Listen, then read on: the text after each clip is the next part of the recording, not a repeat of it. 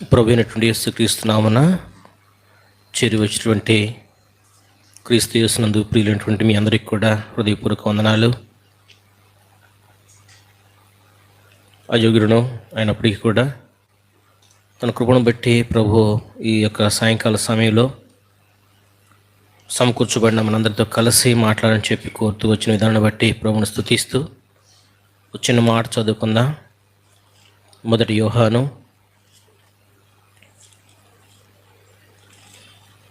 క్షమించండి రెండవ యోహాను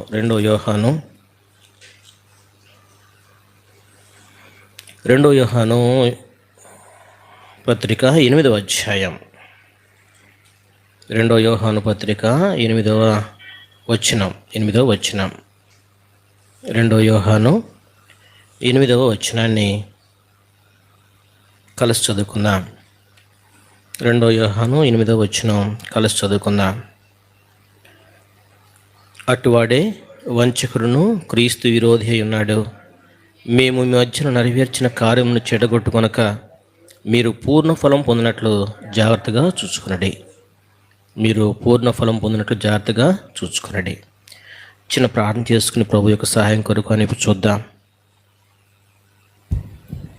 ప్రేమ నమ్మకం గల నా ప్రియ పరలోక తండ్రి, చేరి వచ్చిన మమ్మల్ని కూడా సమాధాన బంధము చేత ఆత్మ ద్వారా ఐక్యపరిచి పర సంబంధమైన ప్రతి ఆశీర్వాదం కొరకు సిద్ధపరిచే దేవా స్తోత్రాలు. దేవా యొక్క సమయాన్ని మీ చేతిగా అప్పగిస్తున్నా. మాతో మాట్లాడే దేవుడా, బలహీనము అయోగ్యులమో పాత్రలమో అయినప్పటికీ నీ పని కొరకు ప్రత్యేకించుకున్నా. నీ పిలుపు ఎంతో నమ్మకమైనది. ఇది నా పిలుపుకు లోబడి నీ సన్నిధిలో ప్రభునైనా చిన్ని మందిగా సమకూర్చబడి ఆయా సంఘాల నుంచి తీసుకురాబడిన మమ్మల్ని అందరిని బట్టి మీకు వందనాలు. గత సంవత్సరం అంతా నీ విశ్వసనీయతను మనలో కనపరుస్తూ వచ్చా. రాబోయే సంవత్సరం నీ కృప కొరకు కనిపెడుతున్నా. దేవా, ఈ సంవత్సరం మాకు ఇచ్చిన మొదటి వాగ్దానం యెహోషువ గ్రంథం 1వ అధ్యాయం 9వ వచనం. నీవు నడుచు మార్గం అంతటిలో నీ దేవుని యెహోవా నీకు తోడైనను. నీ తోడు కొరకు కనిపెడుతున్నా. దేవా, మీరు మా మధ్య చేసిన కార్యాలు చెడగొట్టుకొనక మేము పూర్ణఫలం పొందినట్లు జాగ్రత్తగా నడవాలని మీరు కోరుతున్నారు. జాగ్రత్త పడి అనుభవాల్లో సంపూర్ణంగా మమ్మల్ని ధైర్యపరిచి పురికొల్పి ప్రోత్సహించి స్థిరపరిచి అంతవరకు కొనసాగింప చేసే దేవుడు అని స్తుతిస్తున్నా. నిలబడుతున్న మీద ఆశను కేవలం బలహీన ఒప్పుకుంటున్నాను. నేను ఎన్నికైన వాడిని కాదు, కేవలం ప్రభువున యోగ్యుడును. అయితే శిలువచాటును మరుగుపరచుమో, నోటి మాంద్యం తప్పించుమో, నీ మాటలు నా నోట ఉంచుమో, పెదల దోషం పరిహరించుమో, అగ్నితో నాలుగును తాకుమో, నీ ఊరుగా మాత్రం వాడుకొనము. వాడబడ్డ కరహన పాత్రగా ప్రతి సత్కారంకు సిద్ధపరచుము. కృప కొరకై కనిపెడుతూ మాకు కాదు యెహోవా, మాకు కాదు, మీ నామునికి మహిమ ఘనత ప్రభలు ఆరోపిస్తూ యేసుక్రీస్తు నామమున ప్రార్థిస్తున్నాము తండ్రి, ఆమేన్.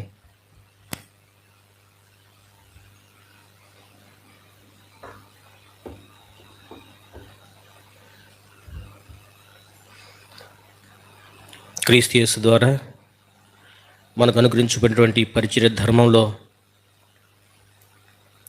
యేసుక్రీస్తు యొక్క సాక్షులముగా మనం ఆయా సంఘాలను మనం మరి ప్రతినిధులుగా నిలబడుతూ ఉన్నప్పుడు దేవుడు మనకి ఇచ్చిన కాపరిత్వం లేదా అపోస్తలత్వం లేదా పరిచర్య ధర్మం పూర్ణ ఫలము పొందే విధంగా మనం జాగ్రత్తగా చూసుకోవాల్సిన బాధ్యత మన మీద ఉన్నదనే విషయం దేవుడు జ్ఞాపకం చేస్తూ ఉన్నాడు. గత దినాల్లో ఎలా ఉందో మనకు తెలియదు. ఒకవేళ తెలిసినా కొన్ని పొరపాట్లు జరిగినాయేమో పరీక్షించేవాడు దేవుడే. కానీ రాబోయే దినాల కొరకు జాగ్రత్తతో మనం వేసే ప్రతి అడుగు కూడా ఉండాలని దేవుని యొక్క ఆశ. కాబట్టి సమకూర్చోబడిన మనందరినీ కూడా దేవుడు కోరుతుంది ఏంటంటే, అయ్యా, గత సంవత్సరాల్లో నిర్లక్ష్యంగా మీరు ఉన్నారేమో, గత సంవత్సరాలలో మానవ బలహీనతలు బట్టి పొరపాట్లు జరిగినాయేమో, గత సంవత్సరాలలో మరి మానవ హద్దుబాట్లను బట్టి మీరు కొన్ని విషయాలలో రాజీ పడ్డారేమో, కొన్ని విషయాలను జయించలేకపోయారేమో, కొన్ని విషయాలు నమ్మకంగా లేరేమో, కొన్ని విషయాలలో మనుషులను సంతోషపెడుతూ వచ్చారేమో, కొన్ని విషయాలలో యథార్థంగా లేరేమో. రాబోయే సంవత్సరం కొరకైనా 2026 సంవత్సరం కొరకైనా నేను మీకు చేసిన కార్యాల ఫలం అనేది మీరు పూర్ణంగా పొందటానికి జాగ్రత్తగా ఉండండి. ఇది నాన్న ఇక్కడ చేరిన మనందరికీ, మనందరికీ కూడా ఇవ్వబడుతున్న గొప్ప హెచ్చరిక. జాగ్రత్తగా చూసుకునడి. బైబిల్ అనేక మంది భక్తుల యొక్క జీవితాలు ఈ యొక్క అనుభవాన్ని మనకు తిరిగి జ్ఞాపకం చేస్తూ ఉన్నాయి. ప్రతి వ్యక్తి యొక్క జీవితంలో కూడా మనం బైబిల్లో గమనిస్తే ఏదో ఒక చిన్న పొరపాటు ఖచ్చితంగా అది మనకు ఒక పాఠాన్ని నేర్పించడానికి దేవుడు రికార్డ్ చేశాడు. ఎవరిని వదిలిపెట్టలేదు. మోషే లాంటి తన ఇల్లంతట్లో నమ్మకమైన వ్యక్తే రాతితో నీవు మాట్లాడు అన్నప్పుడు మాట్లాడకుండా కూర్చుని దాన్ని బట్టి ఎన్నోసార్లు బ్రతిమలాడాడు మోషే. అయ్యా, ఒక్కసారి నేను ఆ యొక్క కనాను దేశంలోనికి అడుగుపెట్టి మరలా వచ్చేస్తా వెనక్కి. కానీ దేవుడు ఒప్పుకోలేదు. ఎందుకంటే నేను చెప్పిన మాటను నెరవేర్చే విషయంలో నువ్వు జాగ్రత్త పడలేదు, అజాగ్రత్తగా ఉన్నావు. మాట్లాడమన్నాను, నువ్వు మాట్లాడలేదు. నీ యొక్క స్వనీతి మీద ఆధారపడి కొట్టావు. కాబట్టి దాని యొక్క ఫలాన్ని నువ్వు అనుభవించక తప్పదు. కావాలంటే కొండకి చూపిస్తాను, వెళ్ళి చూడు. అంతవరకే. ప్రియమైన సంగమా, ఇది నేను ఇక్కడ చేయను మనందరితో కూడా దేవుడు మాట్లాడుతున్నాడు. పూర్ణ ఫలం పొందినట్లు జాగ్రత్తగా రాబోయే సంవత్సరం అంతా కూడా మనం నడవలసిన బాధ్యత మన మీద ఉంది. కాబట్టి మనం గత సంవత్సరాలలో చేసినటువంటి పొరపాట్లు ఏమైనా ఉన్నాయా? గత సంవత్సరాలలో మనం చేసినటువంటి తప్పిదాలు ఏమై ఉన్నాయి? వాటి విషయంలో జాగ్రత్త పడాలి. అంతే కదా. ఒక ఫెయిల్యూర్ అనేది మనకు జాగ్రత్త. అందుకనే ఒక విజయం పొందకముందు ఎన్నిసార్లు మనం తప్పుతామో ఆ తప్పిన ప్రతిసారి ఒక పాటని మనం నేర్చుకోవాల్సిందే. తప్పిదాలు సహజం. ఎందుకంటే మానవ హద్దుబాటులో ఉన్నాం. కానీ వాటిని మనము జ్ఞాపకం చేసుకున్నప్పుడు నేను ఎందుకు పొరపాటు చేశాను, ఎందుకు తప్పిపోయాను, ఎందుకు నేను ప్రభు చిత్తంలో నుంచి తొలగిపోయాను, ఎందుకు నేను ప్రభు యొక్క ఇష్టమైనటువంటి అనుభవం నాలో లేకుండా పోయింది. ఇలా ప్రతి విషయంలో మనలను మనం సరిచేసుకుంటూ సరిదిద్దుకుంటూ తిరిగి ప్రభు యొక్క సన్నిధిలోనికి సమకూర్చబడటం అది మనకు అవసరమైనటువంటి అనుభవం. అందుకని దేవుడు అంటూ ఉన్నాడు, మీరు పూర్ణ ఫలం పొందినట్లు జాగ్రత్తగా చూసుకునండి. ఎందుకంటే అనేక కార్యాలు మీ మధ్య జరిగాయి, మీ ద్వారా జరిగించాను. మీరు రక్షించబడిన తర్వాత, సేవలోనికి వచ్చిన తర్వాత అనేకమైనటువంటి అద్భుతాలు, ఆశ్చర్యపడిన కార్యాలను చేశాను. మీ ద్వారా మీరున్న సంఘాలలో చేశాను. మీ ప్రార్థనను బట్టి మీలో కార్యాలు జరిగించాను. మీ విశ్వాసాన్ని బట్టి మీలో కార్యాలు జరిగించాను. అయితే పూర్ణ ఫలం పొందకుండా ఒకవేళ చెడగొట్టబడే అనుభవాలు మీలోనికి రావడానికి అవకాశం ఉంది రాబోయే సంవత్సరం. కాబట్టి జాగ్రత్తగా ఉండండి. ఏదైనా మనకు జాగ్రత్త లేనటువంటి అనుభవాలు మనలో ఉన్నట్లయితే అది మనకే నష్టం. బైబిల్లో అనేక మంది జాగ్రత్త లేక తమకున్నటువంటి అనుభవాలను వారు పోగొట్టుకున్నారు. చాలా విషయాల్లో వారు ఆత్మీయ విధానములో వారు నష్టపోయారు. అది తిరిగి సమకూర్చబడినప్పుడు ప్రభు వారికి క్షేమాన్ని ఇచ్చాడు. కొంతమంది వ్యక్తుల జీవితాల్లో దేవుడు తిరిగి మునుపటి కంటే అధికమైన ఆశీర్వాదకరమైన అనుభవాల కొరకు వారు సిద్ధపరిచాడు. ఇది వాస్తవం. కానీ ఆ జాగ్రత్త లేనటువంటి కొద్ది అనుభవాలలో వారు నష్టపోయిన విధానాలు ఇది నేను మనకు కొన్ని పాఠాలను నేర్పించడానికి దేవుడు మన మధ్యకు తీసుకుని చెప్పి కోరుతా ఉన్నాడు. దేవుడు మనలను తన పని కొరకు పిలిచాడు. మనం ఇప్పుడు ప్రభు యొక్క సేవకులము లేదా బాధ్యతల నుండి సహోదరులు అని చెప్పి పిలువబడతా ఉన్నాం. మనం ప్రత్యేకించబడిన వారం. దేవుడు మనకు ఒక సంఘాన్ని ఇచ్చాడు. తన పిలుపును బట్టి, తన నమ్మకత్వాన్ని బట్టి మనకు బాధ్యతను అప్పచెప్పాడు. ఇప్పుడు ఈ బాధ్యతల్లో లేకపోతే ఈ యొక్క పరిచర్య ధర్మంలో మనం ఎంతవరకు జాగ్రత్త వహిస్తూ ఉన్నాం. అందుకని లూకాసు వార్తలో మాట ఉంది, చదువుదామా? లూకాసు వార్త 9వ అధ్యాయం 62వ వచనం. లూకాసు వార్త 9వ అధ్యాయం 62వ వచనం. యేసంటూ ఉన్నాడు, నాగటి మీద చెయ్యి పెట్టి వెనుగుతట్టు చూచువాడెవడు దీని రాజునకు పాత్రుడు కాడు. పని అప్పచెప్పబడింది. కష్టాలు వస్తున్నాయి, శ్రమలు వస్తున్నాయి, ఇరుకులు వస్తున్నాయి, ఇబ్బందులు వస్తున్నాయని చెప్పి కొన్నిసార్లు మన పరిచర్య ధర్మము నువ్వు వదిలి వెళ్ళాలని ఆశ కొన్నిసార్లు, ఎందుకు వచ్చింది తెప్పలు లేదా ఎందుకు వచ్చింది భారం అనేటువంటి తలంపు కొన్నిసార్లు, మన చుట్టూ ఉన్నటువంటి పరిస్థితులు మనల్ని చుట్టుముడుతున్నప్పుడు వాటితో రాజీ పడే అనుభవాలు కొన్నిసార్లు, అనగా మూలమును మనం మర్చిపోయి, దేవుడు మనకి ఇచ్చిన బాధ్యతలు ఉన్నటువంటి విశిష్టమైనటువంటి ఆధిక్యతలు మర్చిపోయి, దేవుడు మన పట్ల చేసిన కార్యాలను మనం మర్చిపోయి ఏ ధర్మమును ఆధారం చేసుకుని ప్రభువును మనం వెంబడించడానికి ఇష్టపడ్డామో, ఏ వాక్యాన్ని లేదా ఏ వాగ్దానాన్ని లేదా ఏ హెచ్చరికను ఆధారం చేసుకుని మనం సరిచేయబడని చెప్పి దేవుడు కోరుతున్నాడు. కొన్నిసార్లు వాటిని మనం మర్చిపోతూ ఉండడం చూసారా? అదే నాగటి మీద చేయబెట్టి వెనుక తట్టు చూచినట్టు అనుభవాలు. ఇది నాన్న అలా వెనుకకు చూచే అనుభవాలు మనల్ని జాగ్రత్త పరచాలని చెప్పి దేవుడు కోరుతున్నాడు. అంతేకాని ముందున్న దాని కొరకు వేగిరపడుతూ వెనుక నువ్వు మరిచి మనం ముందు కొనసాగేటువంటి ధర్మం నుంచి వేరు కావడం కాదు దేవుని యొక్క ఆశ. వెనుక నువ్వు మర్చిపోవాల్సిందే, ముందున్న వాటి కొరకు వేగిరపడాలి. కానీ గద్దినాల్లో మనం చేసిన పొరపాట్లు ఏమైనా ఒకవేళ మన యొక్క ఆత్మీయ జీవితంలో ఆటంకాలుగా మారాయా, మన యొక్క సేవలో ప్రతిబంధకాలుగా మారాయా, మన సేవలో ఫలింపులను తీసుకురాలేకపోయినాయా అనే విషయాల గురించి వాక్యం నుంచి కొన్ని అనుభవాలను మనము ఆధారం చేసుకొని వాక్యాన్ని ధ్యానం చేస్తూ త్వరగా ముగించుకునే ప్రయత్నం చేద్దాం. బైబిల్లో ఒక 5 వ్యక్తులు ఉన్నారు. 5 వ్యక్తులనే కంటే కూడా 5 ఆత్మీయమైనటువంటి బలహీనతలతో నింపబడినటువంటి వ్యక్తులు ఉన్నారు. వారు ఎవరో కాదు, విశ్వాసులు కాదు, వారు కూడా దైవజనులే. వారు కూడా ప్రత్యేకించబడిన వారే, పరిచర్య కొరకు వారు కూడా దేవునికి సేవనిమిత్తమై ప్రభు చేత ఏర్పరచబడిన వారే.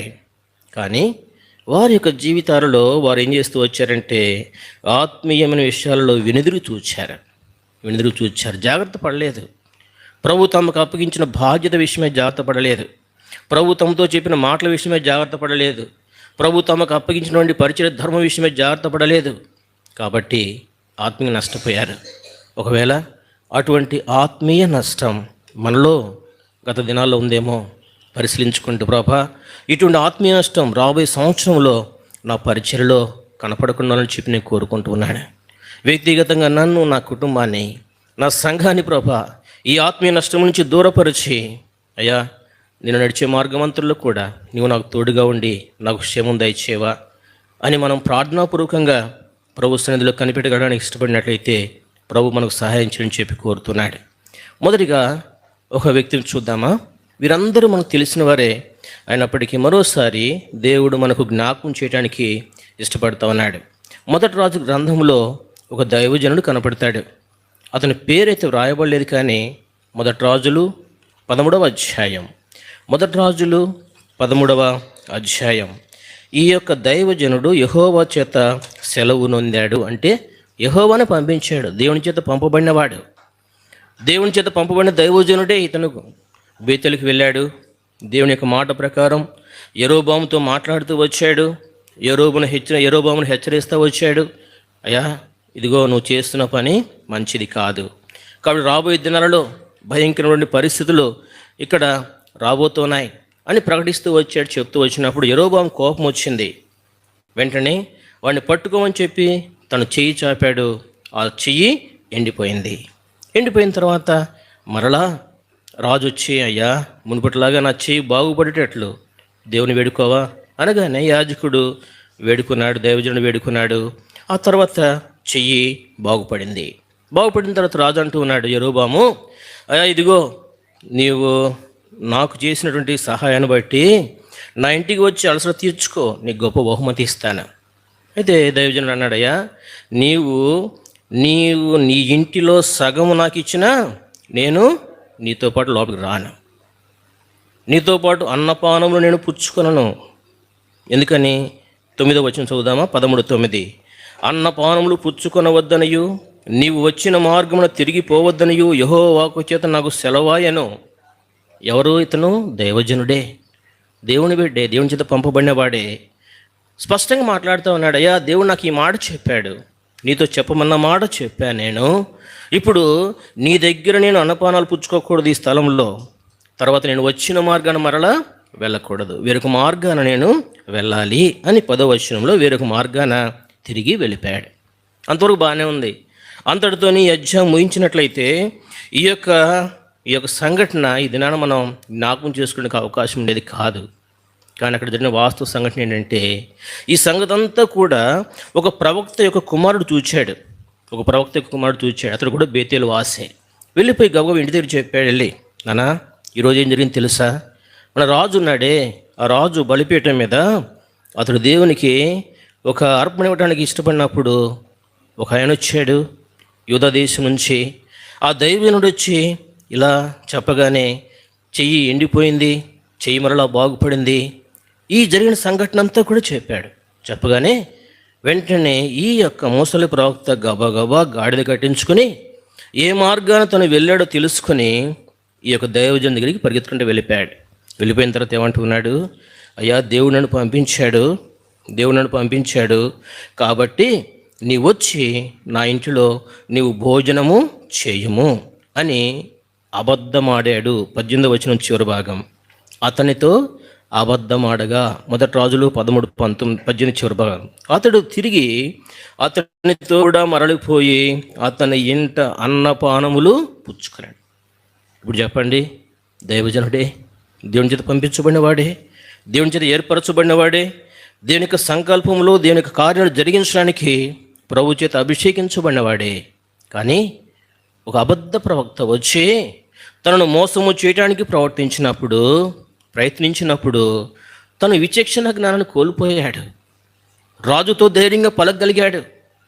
అయ్యా ఇదిగో ఈ స్థలంలో నేను ఏది తినవద్దని చెప్పాడు నా దేవుడు, కేవలం మాట మాత్రమే నీతో పలకమని చెప్పి పంపించాడు. నా పని అయిపోయింది, నా బాధ్యత అయిపోయింది, కాబట్టి నేను తిరిగి వెళ్తాను అని తను అంత ధైర్యంగా రాజు ముందు మాట్లాడి వెళ్ళినటువంటి ఈ యొక్క దైవజనుడు ఒక అబద్ధ ప్రవక్త వచ్చి తనతో మాట్లాడగానే ఏమైపోయాడు? మోసపోయాడు. తద్వారా తన ఇంటికి వెళ్ళాడు, అన్నం తిన్నాడు, చేతులు కడుక్కున్నాడు శుభ్రంగా. ఆ తర్వాత మళ్ళీ బయలుదేరి వెళ్తే ఏమైపోయింది? సింహం వచ్చింది, చంపేసింది, ప్రాణ కోల్పోయాడు. ప్రియమైన వారలారా, ఈ రాత్రి ఈ యొక్క సాయంకాల సమయంలో దేవుడు మనతో మాట్లాడుతూ ఉన్నాడు. రకరకాలుగా మన సేవను ఆటంకపరచడానికి సాతాను కుయుక్తులు పన్నుతూ ఎవరినో ఏర్పాటు చేసుకోడు. మనలాంటి సేవకులనే మన వద్దకు పంపిస్తాడు. మనలాంటి సేవకులనే మన మోసంలోనికి, ఉచ్చుల్లోనికి లాగడానికి సాతాను ఏర్పాటు చేసుకుంటాడు. ఇది ఖచ్చితం. ఎంచి దినాలు చెడ్డగా ఉన్నాయి. ఇది నన్ను వివేచన లేకుండా మనము దేవునికి పరిచర్యలు కనుక ముందుకు కొనసాగుతూ ఉంటే తప్పనిసరిగా వాడి యొక్క ఉచ్చుల్లో పడటానికి అవకాశం ఉంది. అందుకని దేవుడు అంటూ ఉన్నాడయ్యా, ఇదిగో జాగ్రత్తగా ఉండు. అబద్ధ ప్రవక్తలు ఎంతోమంది ఉన్నారు. వారు కూడా మనలాగే వేషం వేసుకుంటారు, వారులాగే మనలాగే బైబిల్ సంచులు తగిలించుకుంటారు, వారు మనలాగే దీనికి వాక్యాన్ని ప్రకటిస్తున్నట్లు చెప్పుకుంటూ వస్తారు, మనతో సహవాసం ఉంచాలని కోరుకుంటారు, దేవుడు చెప్పిన మాటకు వ్యతిరేకమైనటువంటి మాటలే మనకు బోధిస్తారు. తెలుసు కదా, ఈ దినవనములో సాతాను హవ్వ దగ్గరికి వచ్చినప్పుడు దేవుని మాటకు కరెక్ట్గా 180 డిగ్రీల కోణంతో వ్యతిరేకమైన మాట. ఏంటా మాట? తినవద్దు అని చెప్పి దేవుడు చెప్తే తిను పర్వాలేదు. నీవు అక్కడ భోజనం చేయవద్దని దేవుడు చెప్తే తినమని చెప్పాడు. ఆ విషయం నీకు చెప్పడానికే నేను పంపించాడు ఈ అబద్ధ ప్రవక్త. ప్రియమైన సంగమా, ఇది నాన్న దేవుడు మనతో మాట్లాడుతున్నాడు. ముఖ్యంగా సేవలో ఉన్నటువంటి మనం అనేక సందర్భాలలో దేవుడు ఒక మాట చెప్పి మనలను తన పని కొరకు పురికొల్పితే ఆ పని నుంచి తప్పించడానికి, ఆ బాధ్యతల నుంచి తప్పించడానికి, ఆ ఫలమును సంపూర్ణంగా మనం పొందుకునటానికి రకరకాల వ్యక్తులను దేవుడు సాతాను ఏర్పాటు చేసుకొని మన పనిని చెడగొట్టడానికి, ముఖ్యంగా సంపూర్ణ ఫలము పొందకుండా మన జీవితాల్లో భ్రష్టత్వాన్ని తీసుకురావడానికి ప్రయత్నం చేయడానికి అవకాశం ఉంది.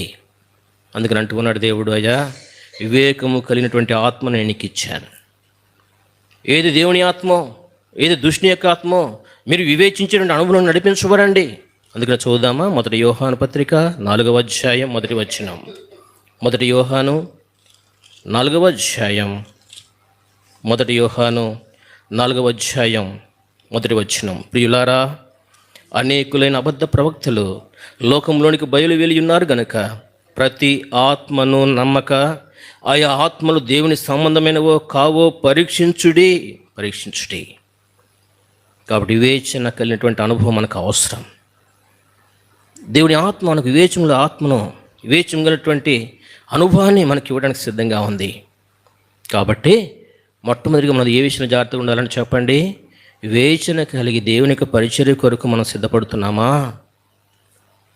వివేచించిన వారమై ఏది క్షేమకరమో, ఏది యోగ్యమైనదో, ఏది మేలైనదో, ఏది దేవుని చేత అంగీకరించబడేదో, ఏది దేవుని చేత ఇష్టంగా చేయబడేటువంటి పరిచర్యనో గ్రహించిన వారమే చేయటానికి మనం ఇష్టపడుతున్నామా లేదా?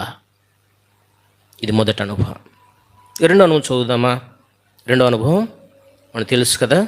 మోషే దేవునికి పరిచర్య కొరకు ఏర్పరచబడిన సందర్భంలో, అయ్యా నాకు నోటి మాంద్యం ఎక్కువగా ఉంది, నేను మాట్లాడలేను, అందరి ముందు నిలబడి మాట్లాడంటే నాకు చాలా కష్టం అని దేవునితో రకరకాల సాకులు చెప్తా ఉంటే, నీవు ఎవరిని పంపించాలో వారినే పంపించు అని చెప్పి రకరకాల సాకులు చెప్తా ఉంటే ఇక దేవునికి చాలా కోపం వచ్చింది.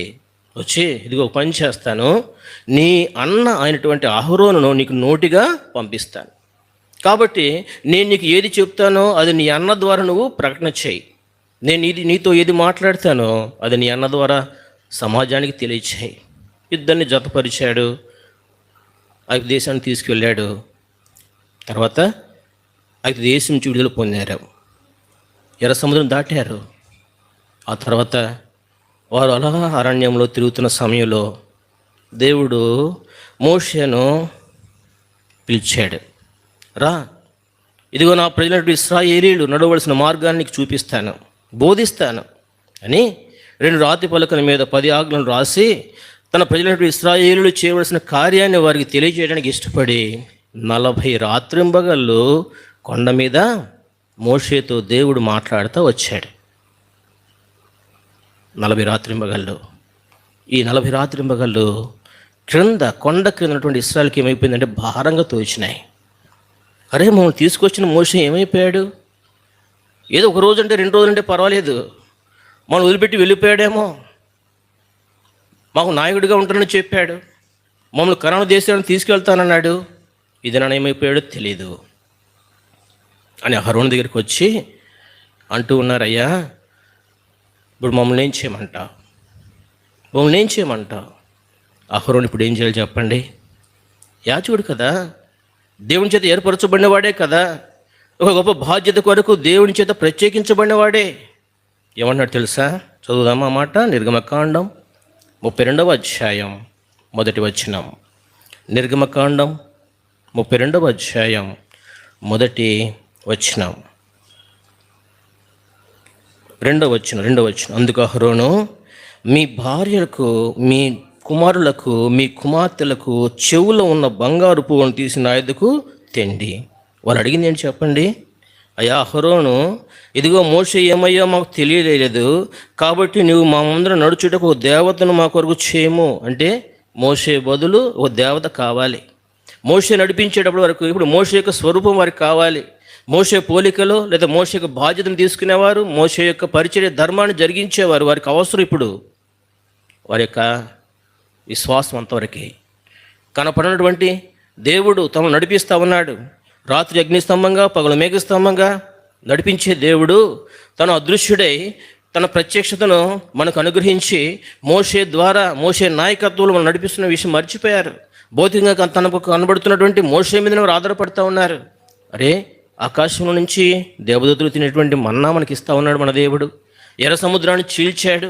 ఇదిగో ఇన్ని సంవత్సరాలు ఈ కనాను ప్రయాణంలో దేవుడు మనకు తోడుగా ఉన్నాడు అనే విషయాన్ని వారు ఆత్మీయంగా మరచిపోయి భౌతికంగా తమ ఎదుట కనబడుతున్న మోషే మీద మాత్రమే ఆధారపడేటువంటి అనుభవంలో ఇశ్రాయేలీయులు ఉంటే, నిజానికి జ్ఞానము కలిగినటువంటి వాడు అహరోను ఏం చేయాలి చెప్పండి?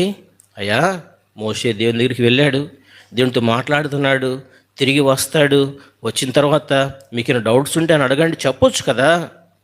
లేదు, ఆ పని చేయలేకపోయాడు.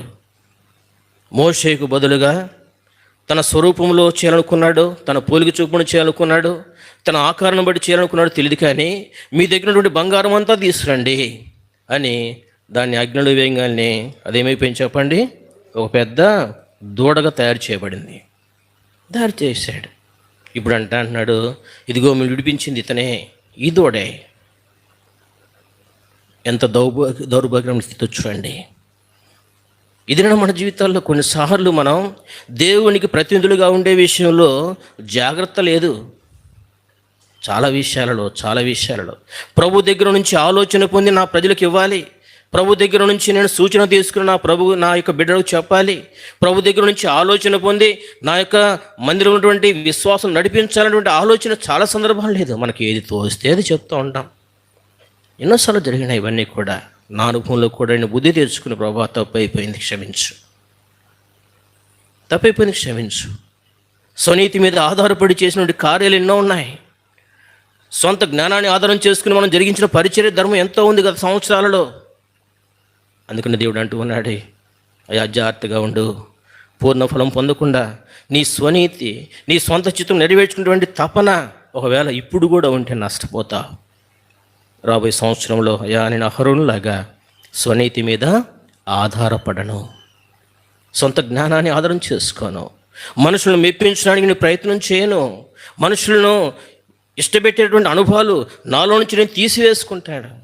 చాలా సందర్భాల్లో రాకపోతే అనుకుంటారేమో, వాళ్ళు పిలిచారు వెళ్ళకపోతే అనుకుంటారేమో, వాళ్ళు పిలిచారు ఏదైనా సలహా చెప్పమన్నారు, ఏదో ఒకటి చెప్తే సరిపోయేది కదా అని మనము చేసినటువంటి ప్రయత్నాల్లో ఎన్నో సందర్భాల్లో దేవునికి నామానికి అవమానకరంగా మార్చబడ్డాయి.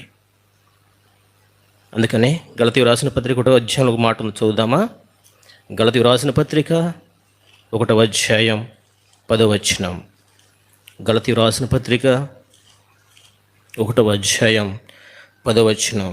ఇప్పుడు నేను మనుషుల దేని సంపాదించుకుని చూచున్నానా, దేవుని దేని సంపాదించుకుని చూచున్నానా? నేను మనుషులను సంతోషపెట్టి కోరుచున్నానా?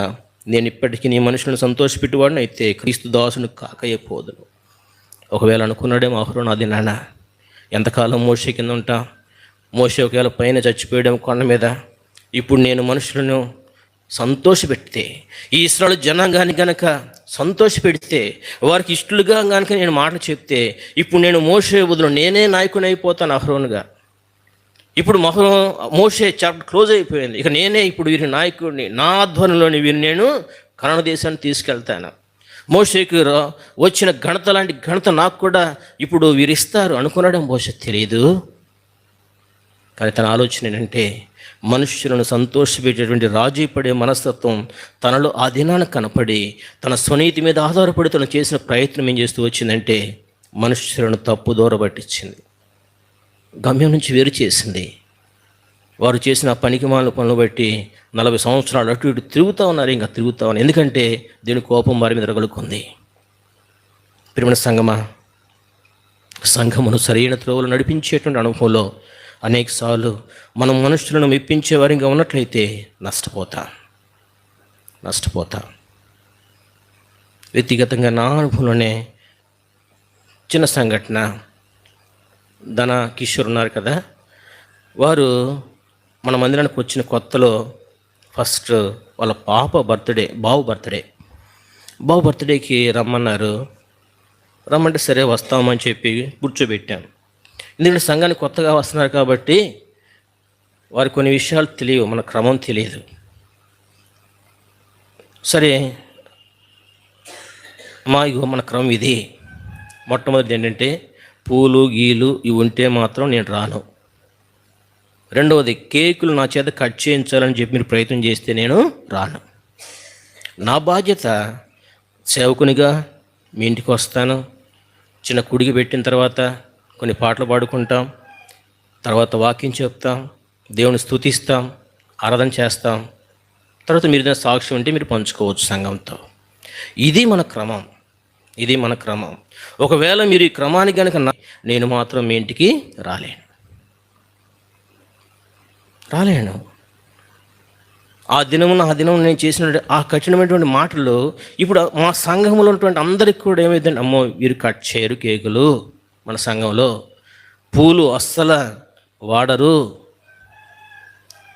చూసారా, ఒక క్రమమును దేవుడు మనకు నేర్పించి ఆ క్రమాన్ని మన సంఘస్థులకు లేదా మన విశ్వాసులకు మనం అలవాటు చేసేటువంటి క్రమంలో మనం ఎంత కఠినంగా ఉంటామో అది కొద్దిగా మొదట్లో కష్టమైనప్పటికీ తర్వాత మనను దేవుని యొక్క మహిమైశ్వరం చొప్పున సంపూర్ణ ఫలం పొందడానికి దేవుడు అనుమతించే విధానంగా మార్చబడుతుంది. ఒకవేళ వారిని ఇష్టపరచడానికి లేదా వారిని సంతోషపెట్టడానికి రాజీ పడి కనుక నేను నా పరిచయ ధర్మాన్ని నేను వదిలివేస్తే నేను వారి మధ్య సేవ చేసేటువంటి అనుభవాలు నాకు ఫలప్రదంగా ఉండలేవు. ప్రేమ సంగమా, అహరోనులాగా మనుషులను సంతోషపెట్టే అనుభవాలు గత దినాలు ఉన్నాయేమో పరీక్షించుకొని ప్రభు సన్నిధిలో రాబోయే దినాల్లో అయ్యా నేను జాగ్రత్తగా ఉంటాను, ఈ కట్టంలో నుంచి నన్ను తప్పించు. ఎన్ని చూచాను చెప్పండి? ఇప్పటికీ 2 చూచాను.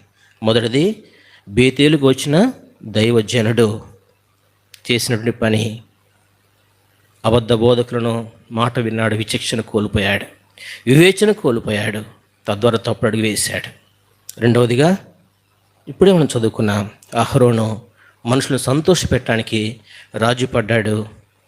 ఫలితంగా భయంకరమైన స్థితిలోనికి ఇశ్రాయేలు జనాంగం నెట్టివేయబట్టడానికి కారణమవుతూ వచ్చాడు. మూడో చదువుదామా? వీరందరూ మనకు తెలిసిన వారే. నెహెమ్యా తెలుసు మనకు. అర్తహష్త రాజు కాలంలో అతడు రాజుకు మరి గిన్నె అందించేవాడు, అంటే ద్రాక్షరసపు గిన్నె అందించేవాడు.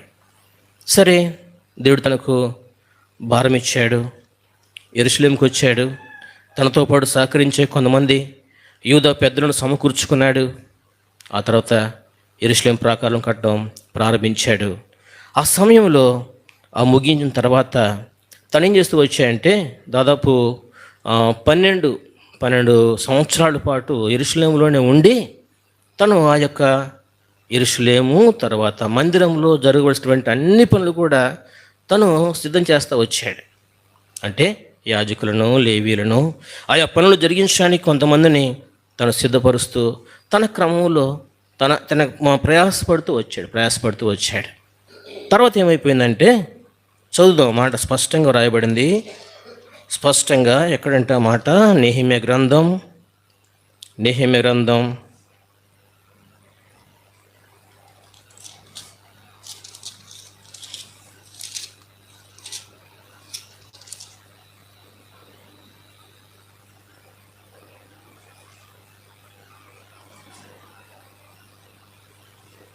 2వ అధ్యాయం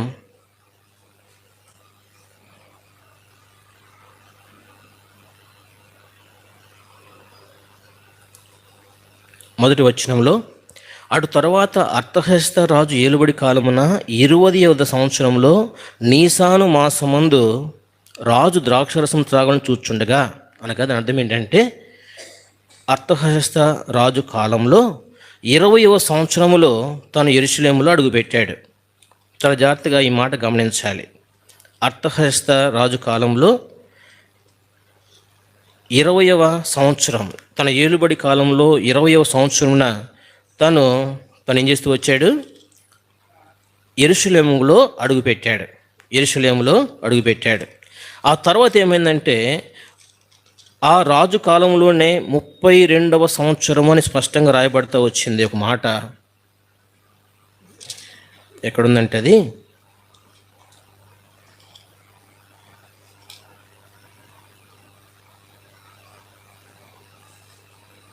13వ అధ్యాయం 6వ వచనం. నెహెమ్యా 13:6. ఆ సమయంలో నేను యెరూషలేములో ఉండలేదు, ఎందుకనగా బబులోను దేశపు రాజైన అర్తహష్త ఏలుబడి యందు 32వ సంవత్సరంలో నేను రాజును దర్శించి కొన్ని దినములైన తర్వాత రాజును వద్ద సెలవు పుచ్చుకొని మరలా యెరూషలేముకి వచ్చాను. నెహెమ్యా యొక్క చరిత్రలో మనం చదువుతూ ఉంటే, అర్తహష్త రాజు ఏలుబడిలో 20వ సంవత్సరంలో యెరూషలేముకి వచ్చాడు. ఆ తర్వాత ఏమైందంటే దాదాపు 12 సంవత్సరాలు ఇక్కడ ఉన్నాడు. ఆ 32వ సంవత్సరంలో తను ఏం చేశాడంటే మరలా రాజును దర్శించి రావడానికి వెళ్ళి అక్కడ కొన్ని దినాలుండి మరలా వెనక్కి వచ్చేసాడు. వెనక్కి వచ్చిన తర్వాత తను చూస్తే ఏం జరిగిందంటే, దేవుని యొక్క ధర్మశాస్త్ర గ్రంథాన్ని ఆధారం చేసుకొని తను నిర్ణయించిన విధుల చొప్పున పరిచర్య జరిగించవలసినటువంటి లేవీలు అక్కడ కనపడలేదు.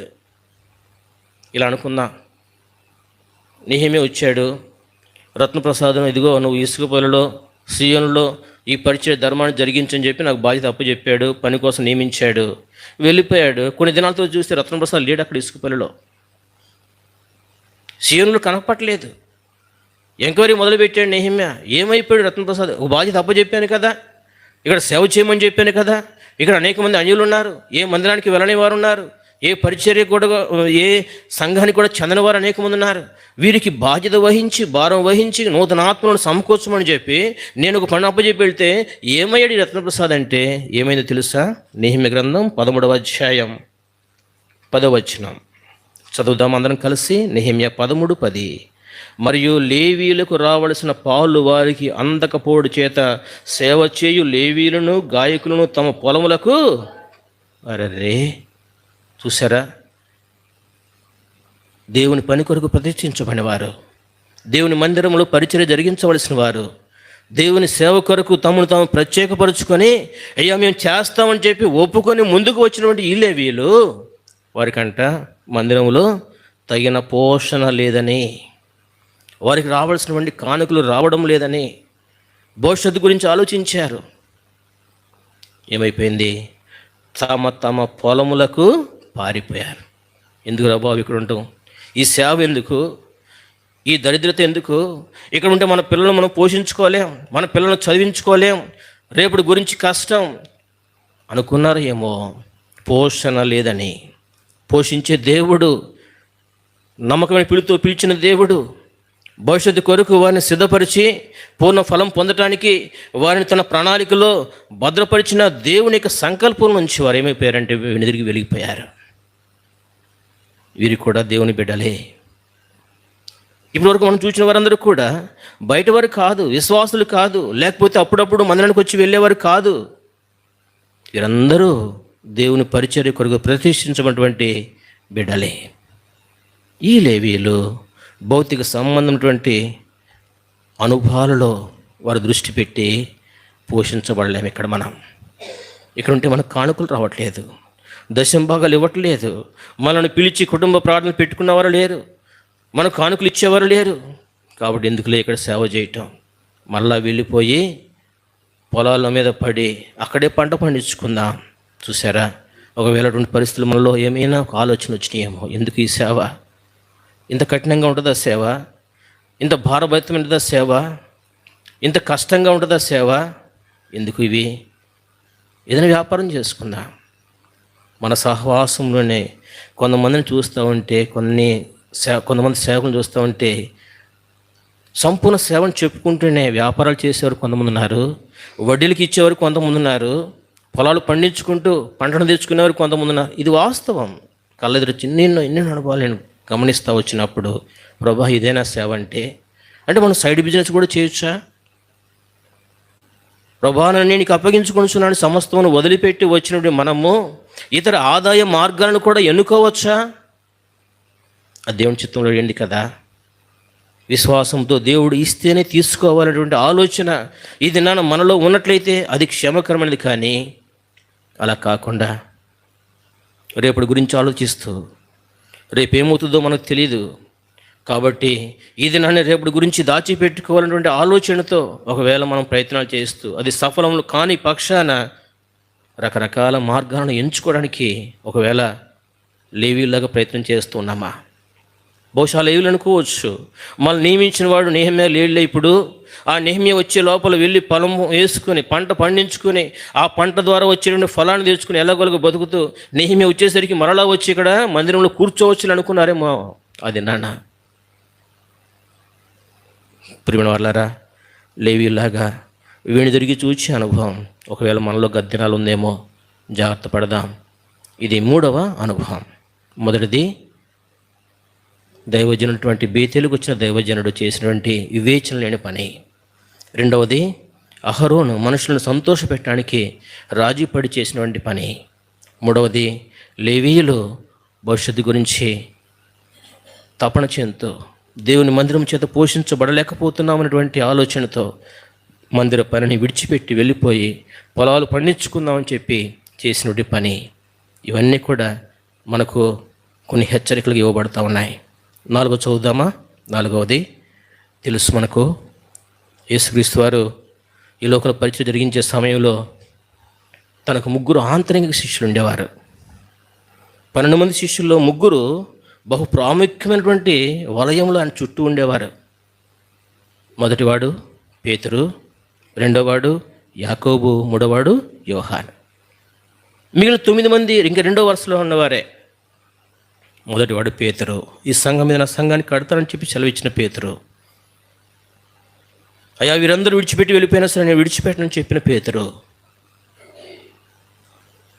సవాలుగా దేవునితో మాట్లాడినప్పుడు దేవుడు చెప్పాడు, యేసయ్య చెప్పాడు, అయ్యా ఇదిగో ఈరోజు రాత్రి కోడి కూయిక మునుపు నీవు ముమ్మారు నన్ను ఎరుగునని చెప్పి బొంగుతావు.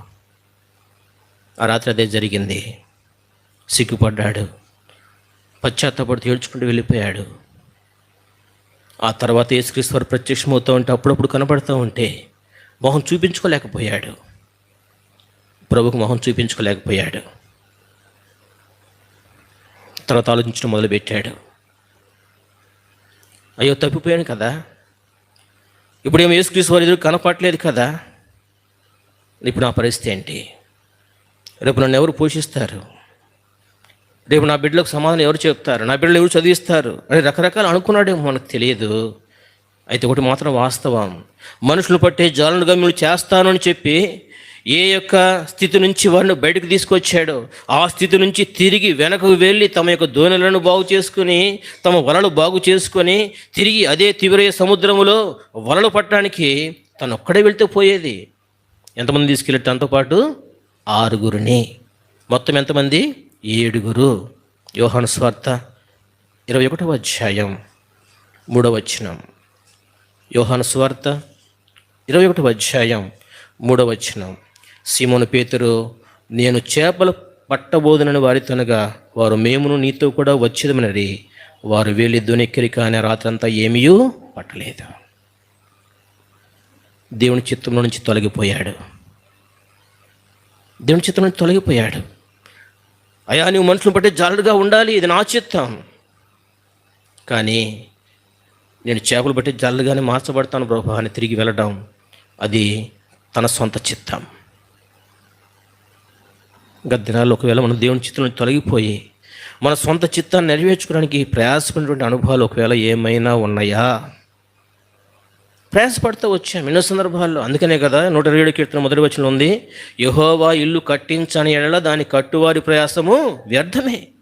యెహోవా చిత్తం లేకుండా మనం చేసినటువంటి సువార్త కానీ దేవుని చిత్తంలో లేకుండా మనం చేసే ప్రతి ప్రయాస కూడా వ్యర్థమైనదే. దేవుడు కనుక దిన అంట ఏమని, నేను వెళ్ళమన్నాను అక్కడికి సువార్తకి, నేను వెళ్ళి అక్కడ వాక్యం ప్రకటించమన్నానా, నేను వెళ్ళి అక్కడ ప్రార్థన కుడికి పెట్టమన్నానా? మనం ఏ మొహంతో మనం ప్రభు సన్నిధిలో ఆయన ఎదుర్కోగలుగుతాను చెప్పండి? భగత్ సింగ్ గారి యొక్క జీవితంలో నేను చదివినటువంటి సంఘటన ఇదే. ఆయన ఇప్పుడు పాకిస్తాన్ విడిపోయింది, ఇంతకు విడిపోకముందు కరాచీలో రోజు ఇలా సవాల్ చేస్తాను, నేను చెప్పమన్నానా, నేను వెళ్ళమన్నానా అని దేవుడు తనతో మాట్లాడినప్పుడు తను సరి చేసుకున్నాడు. ఇది నన్ను దేవుని చిత్తమునకు వేరుగా మనం చేసే ప్రతి క్రియ కూడా మనకు నష్టమైనదే గుర్తుపెట్టుకోవాలి. ఏ పిలుపుతో దేవుడు మనకు పిలిచాడో ఆ పిలుపులో ఉన్నటువంటి దేవుని చిత్తమును గ్రహించక మనం చేసేటువంటి ప్రతి పని అది మనకు ఏమాత్రం కూడా ప్రయోజనకరమైనది కాదు అనే విషయాన్ని పేతురు ద్వారా దేవుడు మనతో మాట్లాడుతూ ఉన్నాడు. ఇప్పుడు 4 వ్యక్తుల గురించి చూస్తూ వచ్చాం. 5వది చివరి చదువుదామా? 5వది చివరిది. మనకు వ్యక్తి కనబడతాడు. ఆ వ్యక్తి గురించి కేవలం 3 వచనాలు రాయబడింది బైబిల్ మొత్తం మీద. అతని పేరు దేమా. తన పేరు ఏం పేరు? దేమా. కొలస్సీ రాసిన పత్రిక 4వ అధ్యాయం 14వ వచనం. కొలస్సీ 4వ అధ్యాయం 14వ వచనం. లోకాను ప్రియుడైన వైద్యుడును దేమాయు మీకు వందనములు చెప్పుచున్నారు. అంటే దేమా ఇక్కడ విశ్వాసిగా కనబడతా ఉన్నాడు. ఒక సంఘంలో నుంచి మనం ఏం చేస్తాం, ఉదాహరణకి నేనే ఉన్నాను అనుకోండి, అన్నకు ఫోన్ చేస్తాను, జొన్నదబ్బనికి, అన్న ఇదిగో కిషోర్ బ్రదర్ మొన్న మీరు వచ్చి వాక్యం చెప్పారు చూసారా, కిషోర్ బ్రదర్ మిమ్మల్ని అడిగినట్టు చెప్పమన్నాడు అన్న. అంటే మా సంఘంలో విశ్వాసి, మీరు తనకు పరిచయం ఉన్నారు కాబట్టి ఇట్లా మీ దగ్గరికి వస్తున్నానంటే లేదా మీతో మాట్లాడుతున్నానంటే ప్రజలు చెప్పండి అంకుల్ అన్నాడు అని నేనేం చెప్తాను, మా విశ్వాసి మీకు వందనాలు చెప్తున్నాడు. సరే, ఇప్పుడు విశ్వాసి కాస్త ఏమైపోయాడు చదువుదామా? ఫిలోమోను రాసిన పత్రిక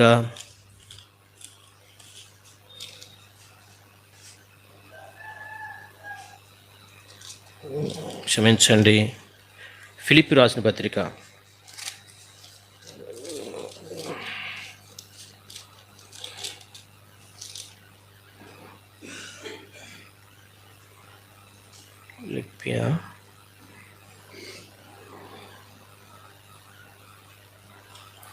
5వ ఏం రాయబడుతుందంటే తన గురించి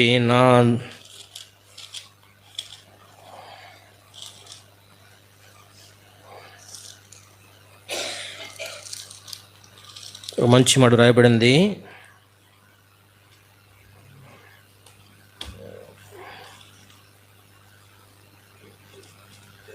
ఫిలోమోను 1:24 చదవండి ఒకసారి.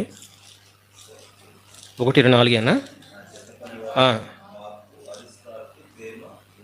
ఫిలోమోను 1:24 నా జాతి పనివాడు ఎవరు చెప్పండి? దేమా. విశ్వాసం ఏమైపోయాడు ఇప్పుడు చెప్పండి? పౌలుతో పాటు జత పనివాడయ్యాడు. చాలా మంచిది. అంటే ఒక స్టెప్ పెరుగుతూ ఉన్నాడు. ఆరంభం చాలా బాగుంది. ఆ తర్వాత ఒక స్టెప్ పెరిగాడు, ప్రమోషన్ వచ్చేసింది. పౌలుతో సహా కూడా జత పనివాడుగా మార్చబడ్డాడు. కానీ ఏమైపోయింది సంతం? చదువుదామా? 2 తిమోతి 4వ అధ్యాయం 10వ వచనం. 2 తిమోతి 4వ అధ్యాయం 10వ వచనం. దేమా ఇహలోకమును స్నేహించి నన్ను విడిచి వెళ్ళిపోయాడు. ఎంత భయంకరమైన మాట చెప్పండి ఇది. ఆరంభం బాగానే ఉంది, తన పరుగు మొదలుపెట్టినటువంటి అనుభవం బాగానే ఉంది, పరిచర్య ధర్మం ఆరంభించినటువంటి అనుభవం బాగానే ఉంది, విశ్వాసంతో తను వేసిన తొలి బాగానే ఉంది. కానీ మధ్యలో ఏమైపోయిందో తెలియదు. ఇహలోకమును స్నేహించి వెళ్ళిపోయాడు. పరిచయం విడిచిపెట్టాడు, సేవను విడిచిపెట్టాడు.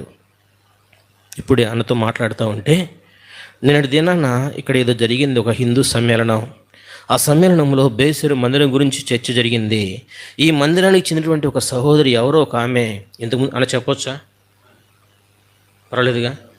ఒక సహోదరి ఇక్కడ రక్షించబడి బాప్తిని తీసుకున్న ఆమె హైదరాబాద్ వెళ్ళి ఎలానో విశ్వాసం దిగజారిపోయింది, క్రీస్తుకు వ్యతిరేకంగా మాట్లాడడం మొదలుపెట్టింది. దాన్ని రికార్డ్ చేశారు అక్కడ ఉన్న కొంతమంది మత ఛాందసవాదులు. ఆ రిపోర్ట్ అంతా కూడా నిన్న జరిగినటువంటి హిందూ మత సమ్మేళనంలో చర్చకు వచ్చింది. దీని గురించి ఇదిగో బేసెరులో ఒక ఆమె బాప్తిని తీసుకుందంట. అయితే ఆమె తర్వాత తెలుసుకుందంట ఇదంతా కూడా కేవలం బూటకమని. అందుకని గర్వాపసి అంటే తిరిగి మరలా మన హిందూ మతానికి వచ్చేసింది అని వారు రికార్డ్ చేసినటువంటి ఒక వీడియో వేసి చూపించారు. ఎక్కడ నిన్న చెరుకుపల్లిలో జరిగినటువంటి ఒక ఈ మత సమ్మేళనంలో, హిందూ మత సమ్మేళనం యొక్క మీటింగ్లో లోకమును సేహించి వెళ్ళిపోయిన దేమా లాంటి వారే దేనికోసం వెళ్తారో తెలియదు. ఇదిగో గవర్నమెంట్, నేను రక్షించబడిన కొత్త కాదు, మా తమ్ముడు సేవకు వచ్చిన కొత్తలో, అంటే వాస్తవం చెప్తా ఉన్నాను ఎందుకంటే అందులో తప్పేం లేదు. మా తమ్ముడు సేవకు వచ్చిన కొత్తలో అంటే తను సేవ చేస్తా ఉన్నాడు. ఎక్కడ చేస్తున్నా అంటే అప్పుడు పొన్నూరు దగ్గర కొత్తపాలెం అక్కడ సేవ చేస్తూ ఉన్నప్పుడు రోజు ఫోన్ చేశాను నాకు. ఫోన్ చేసి, అన్నయ్య అప్పుడు మన ఈ గవర్నమెంట్ ఉన్నట్టుంది, ఈ గవర్నమెంట్ టీడీపీ గవర్నమెంట్ అని బహుశా అప్పుడు 2014లో అప్పుడు గవర్నమెంట్ ఉంది. అప్పుడు పాస్టర్లకి సర్టిఫికేట్స్ ఇస్తారంట, ఆ సర్టిఫికేట్ కనుక తీసుకుని బీసీసీ కింద మనం ఉంటే కనుక నెలకు 5,000 చొప్పున గవర్నమెంట్ జీతం ఇచ్చిద్దంట. అందుకని నువ్వు కాలేజీలో పనిచేస్తున్నావు కదా, ఐఆర్ఎఫ్ వాళ్ళు నాకు సర్టిఫికేట్ ఇస్తారా అని ఫోన్ చేశాడు నాకు చేసిన ఫోన్ అది మా తమ్ముడే. ఎందుకంటే నేను యథార్థంగా చెప్తున్నాను, ఎవరి గురించే కదా, నా తమ్ముడే చెప్పాడు. నోరు పూసుకుని కూర్చో, పిలిచినవాడు నమ్మదినవాడు, పోషిస్తాడు, ధైర్యపరుస్తాడు, ఏది తక్కువ లేకుండా చేస్తాడు. ఆయన మనుషులను ప్రేమించి, లేదా మనుషుల ద్వారా పొందినటువంటి మేలులను ప్రేమించి, లేదా మనుషుల ద్వారా లేదా వ్యవస్థల ద్వారా మనకు లభించేటువంటి లాభాలను ప్రేమించి మనం లోకం వైపు వెళ్ళామంటే చాలు. అర్థం ఏంటంటే దేమా లాంటి వారమే అంటే అనుకున్నాడేం, బహుశా సేవలో ఉంటే మనం సంపాదించుకోలేం, ఇదిగో లోకం పిలుస్తూ ఉంది, అక్కడికి వెళ్తే కొంచెం బాగుపడొచ్చేమో, ఇల్లు కట్టుకోవచ్చేమో, పిల్లలకు పెళ్లి చేయొచ్చేమో, ఇంతకంటే ఎక్కువ సుఖాన్ని అనుభవించవచ్చేమో, ఇంతకంటే సౌఖ్యంగా ఉండొచ్చేమో, ఇంతకంటే కూడా లగ్జరియస్ లైఫ్ ఉంటుందేమో అనుకున్నాడు. ఆత్మీయ సహవాసాన్ని విడిచిపెట్టాడు, లోకం వైపు వెళ్ళిపోవడానికి ఇష్టపడ్డాడు. ఒకవేళ ఇటువంటి అనుభవాలు మనలోనికి రావడానికి అవకాశం ఉందేమో, జాగ్రత్త పడవలసిన బాధ్యత మన మీద ఉంది. మనందరం వెళ్ళాం కదా, ధనాకిషోర్ అని ఇంటికి ఇల్లు కొత్త కట్టుకుంటే ఆ పాప మొన్న చెప్తా ఉంది, అంకుల్ మా ఊర్లో రక్షించబడింది, నేను ఎల్ఈఎఫ్లో, నేను చిన్నగా ఉన్నప్పుడు చాలా బాగా క్రమంగా ఉండేది ఎల్ఈఎఫ్. మా అమ్మమ్మ అక్కడ ఒక మందిరం కట్టించింది, మా మామయ్య కూడా అందులో సేవకుడు. ఆయన ఇప్పుడు పొన్నూరులో ఉంటా ఉన్నాడు. అయితే నేను వాస్తవం చెప్తున్నాను అంటే ఆమె చెప్తున్నా నాతో 3,000 ఇస్తే కానీ ఇంటికి వచ్చి కుడికి పెట్టడం అంకుల్. ఇప్పుడు రాజకీయ నాయకులు పిలిస్తే వెళ్ళిపోతూ ఉంటాడు, ఎందుకంటే క్రిస్మస్ కానుకలు ఇస్తారని, లేకపోతే ఆ మీటింగ్లు ఈ మీటింగ్లు పిలిచి సన్మానాలు చేస్తారని వెళ్ళిపోతున్నాడు అంకుల్ మా మావయ్య. ఇది నాన్న ఈ క్రమానికి అలవాటుపడిన తర్వాత నాకు ఆయన అంటే ఎందుకో అంతగా ఇష్టం లేదు అంకుల్. ఇది నాన్న సేవకులంగా మనం అనేక సందర్భాల్లో ఆయా పండుగలను బట్టి, లేకపోతే ఆయా మీటింగ్లు బట్టి, ముఖ్యంగా ఎలక్షన్స్ అప్పుడు, క్రిస్మస్ అప్పుడు, న్యూ ఇయర్ అప్పుడు ఏం చేస్తారంటే రాజకీయ నాయకులు ఏం పెడతారు, మీటింగ్లు పెడతా ఉంటారు. పాస్టర్ల కూడికని పిలిచి బట్టలు ఇవ్వడం, కానుకలు ఇవ్వటం, ఓట్లు వేయించుకోవడానికి, లేకపోతే తమ పరపతి పెంచుకోవడానికి, ఆ ఏరియాలో ఒక లీడర్గా ఉండడానికి. ఆత్మీయ విషయాలలో మనం ఒకవేళ పొరపాట్లు జరిగినాయేమో ఇటువంటివి దెమలాగా లోకమును స్నేహించి లోకమైనటువంటి వ్యర్థమైన వాటి కోసం విశ్వాసమును తాకట్టు పెట్టి వెళ్ళిపోయిన అనుభవాలు మనలో ఉన్నాయేమో. పిల్లల సంఘం ఐరాద్ ఈ యొక్క సాయంకాల సమయంలో మనతో మాట్లాడుతూ వచ్చాడు.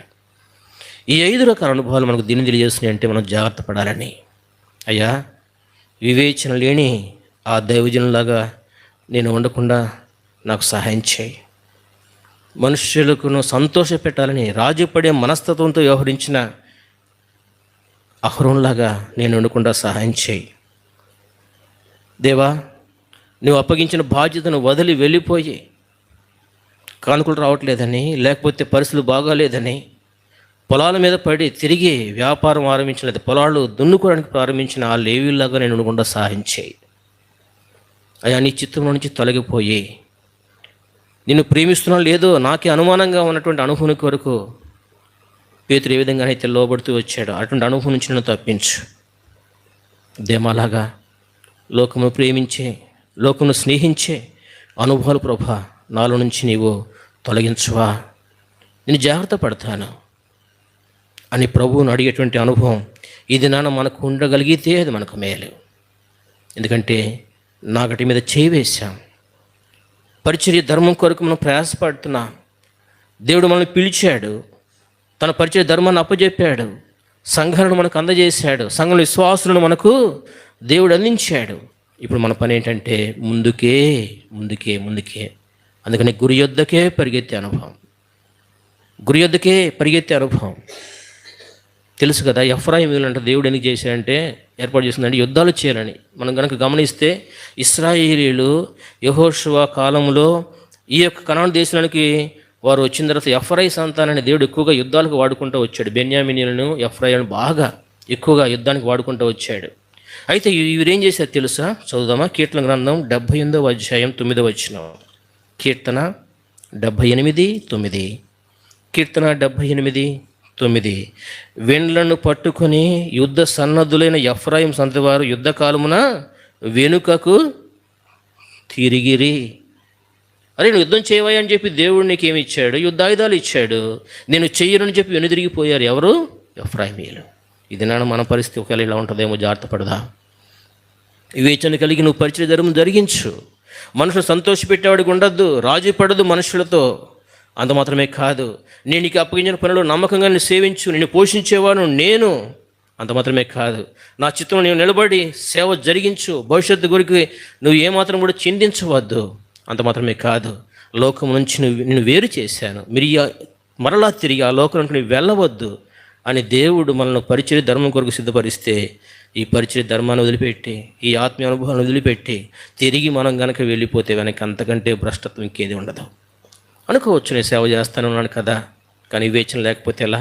నేను సేవ చేస్తున్నాను కదా అని మనుషులు సంతోషపెడితే ఎలా? నేను సేవ చేస్తాను ఉన్నా కదా అని అయ్యో ఇక్కడ సరిపోవట్లేదు డబ్బులు, 3 సైడ్ వ్యాపారం చేసుకుందామని చెప్పి అనుకుంటే ఎలా? ఇక్కడ సేవ చేస్తాను ఉన్నాను కదా అయినా దేవుని చిత్రం నుంచి తొలగిపోతే ఎలా? సేవ చేస్తాను ఉన్నాను కానీ లోకంలో దాని వైపు నా యొక్క చూపు మళితే నేను దేవుని సంతోషపెట్టేవాడిని కానే కాదు. పూర్ణఫలం పొందడానికి నాలో యోగ్యత కనపడదు. కాబట్టి ఈ 2026 సంవత్సరంలో అయ్యా, ఈ 5 ఆత్మీయ హెచ్చరికలు నేను తీసుకొని, దేవా నా ముందర నీవు నడుస్తానన్నావు, నేను నడిచే మార్గం నీవు నాతో కూడా ఉంటానన్నావు. కాబట్టి ధైర్యంగా జాగ్రత్తగా నా అడుగులు నేను స్థిరపరుచుకుని ముందుడు వేయటానికి నాకు సహాయం చేయి అని ప్రభును ప్రార్థన చేస్తూ మన పరిచయను కొనసాగించడానికి ప్రభు మనకు సహాయం చేయనుగాక.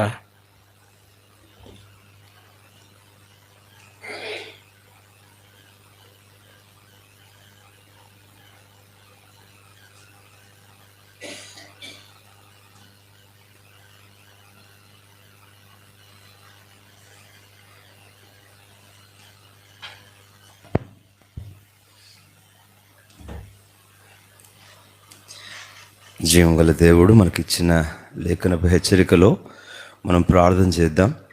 అయితే ఒక చిన్న పాట లేఖనమునకు అనుగుణంగా మళ్ళీ మనం ప్రభుకు అప్పగించుకోవడానికి జ్ఞాపకం చేస్తాను. ఈ లోపల నా యేసు మార్గమందున వెళ్ళా నయతమా కొండ మధ్యలో పాలు పొందేదావా, గొల్గోత కొండ బాధలో పాలు పొందేదావా. సిలువను వీడను, సిలువను వీడను, సిలువను వీడను, సిలువను వీడను, సిలువను వీడను, సిలువను సిలువను వీడను. బంధుమిత్రుల మధ్యను శ్రమ సహించువా, మూర్ఖ కోపిష్ఠుల మధ్య వేతముగా నుందువా, మూర్ఖ కోపిష్ఠుల మధ్య వేతముగా నుందువా. సిలువను వీడను, సిలువను వీడను, సిలువను వీడను, సిలువను వీడను, సిలువను వీడను, సిలువను సిలువను వీడను. ఆకలి దాహ బాధలో ధైర్యంబుగా నిలుచువా, అవమానము వచ్చినను సిలువను మోతువా, అవమానము వచ్చినను సిలువను మోతువా. సిలువను వీడను, సిలువను వీడను, సిలువను వీడను, సిలువను వీడను, సిలువను వీడను, సిలువను సిలువను వీడను. పాపాత్ములు గుణపడ దత్తము చేతువా, భయస్థులు ధైర్యపడ యుద్ధము చేతువా, భయస్థులు ధైర్యపడ యుద్ధము చేతువా. సిలువను వీడను, సిలువను వీడను, సిలువను వీడను, సిలువను వీడను, సిలువను వీడను, సిలువను సిలువను వీడను. లోకులు రాసవైన వీరులు లేకాయే, విమోచకుడు సిలువను వేలాడి మృతి పొందెను, విమోచకుడు సిలువను వేలాడి మృతి పొందెను.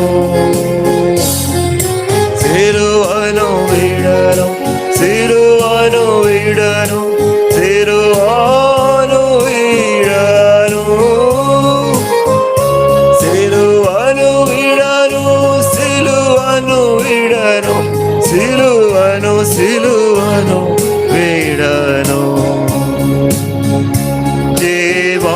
జీవాంతరము వరకు నిల్చి పొరుసల్పే దైవా కృపచే గెల్చి మోక్షము చేరుదు.